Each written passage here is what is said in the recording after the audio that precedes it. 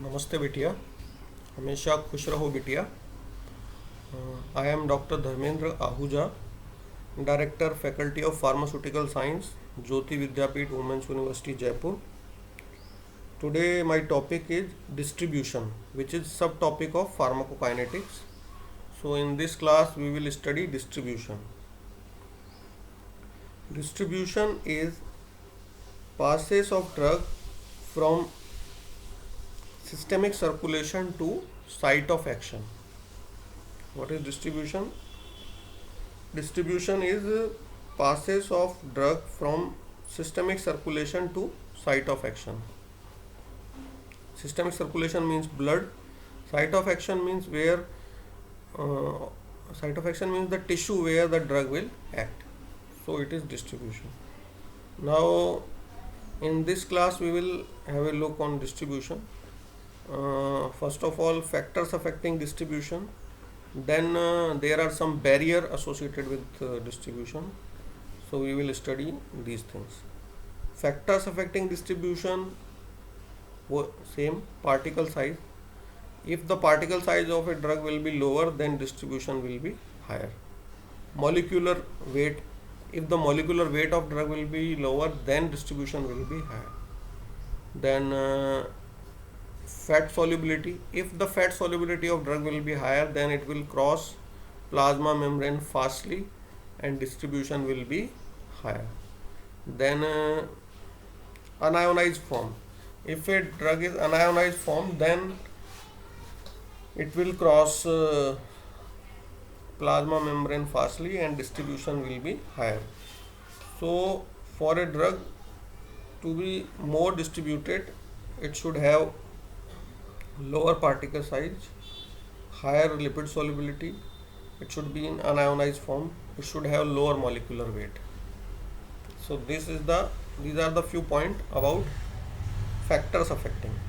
Now in distribution, when a drug is taken, it passes through capillaries and then it goes to a particular tissue.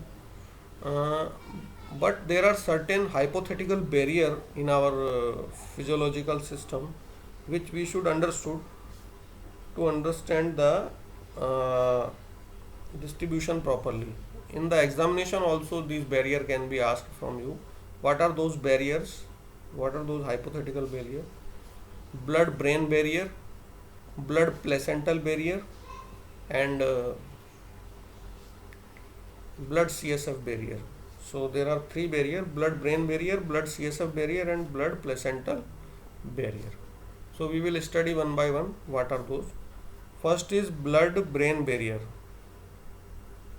Actually this is nothing but a hypothetical barrier. Actually the capillary cells of capillary endothelium surrounding cells of brain part have lesser gap in between them. Actually capillary endothelial cells are very tightly junctioned in between, so there is less gap in between them, and these cells also have a surrounding layer of glial cell. So these two special distinctive features combinedly form a hypothetical barrier for drugs who are coming to brain, and this barrier is called as blood brain barrier. What is it? One is tight junction between capillary endothelial cell, and second is surrounding of glial cells around that capillary endothelium. So these two hypothetical characteristics of brain part are combinedly called as blood brain barrier. Once again I will explain you what is blood brain barrier. In our brain, the capillary which supply the blood have tight junction of endothelial cell and have one more layer of glial cell. So these two things are combinedly called as blood brain barrier. Now we will see blood CSF barrier. Blood CSF barrier is also same in cerebrospinal fluid part. Also the capillary endothelial cells have tight junction and have a layer of glial cell. So these two things combination is called as blood CSF barrier in CSF part. in cerebrospinal fluid area, this tight junction and glial cell layer is called as blood CSF barrier. Now we will see blood placental barrier. Blood placental barrier is found in pregnant ladies. What is it? Actually, if a lady is pregnant, so it has placenta. Now, for a drug, if the drug has to pass to placenta, the drug has to cross the capillary wall of mother, then capillary wall of placenta, and in between layer of basolateral membrane. So, capillary wall of mother, in between layer of basolateral membrane, and capillary wall of placenta. These three things combinedly are called as blood placental barrier. So this is also a hypothetical barrier. Whenever a mother is pregnant and a placenta is there, so if a drug wants to pass to the placental level, it has to cross capillary wall of mother, then basolateral membrane, and then capillary wall of placenta. So these triplicate layer it has to cross, then only it reaches to the placenta. So this hypothetical barrier is called as blood placental barrier. So what we have seen: blood brain barrier, blood CSF barrier, and blood placental barrier. Now factors affecting passage through these barrier also are same. Particle size: if particle size will be less, then it will cross higher. Molecular weight: if molecular weight will be lesser, then it will cross higher.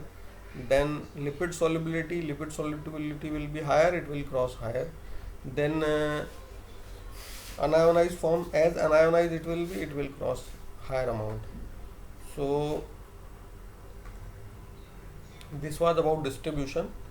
So we have seen what is first we have seen what is distribution, then we have seen factors affecting distribution, then we have seen different barriers involved in distribution. So at a summarizing way, we can say if a drug is of lower molecular size, lower particle size, lipid soluble and unionized, then it will show higher amount of distribution. And what is distribution? Passage of drug from systemic circulation to site of action where the action is needed, or from blood to the tissue where the effect is required. So student, I hope you must have understood the distribution, factor affecting, and different barriers involved in distribution. These are important. Question might be asked like write note on different barrier, then you have to mention blood brain barrier, blood CSF barrier, and blood placental barrier. So this was all about this topic, and this session is powered by Jyoti Vidyapeeth Women's University Digital Version 2.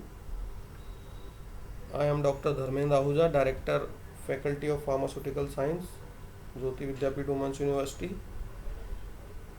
I hope you have understood the topic. If you have any query related to this topic, you can mention in comment box, and I will try to resolve the query. Thank you students. Thanks for listening me. Thanks.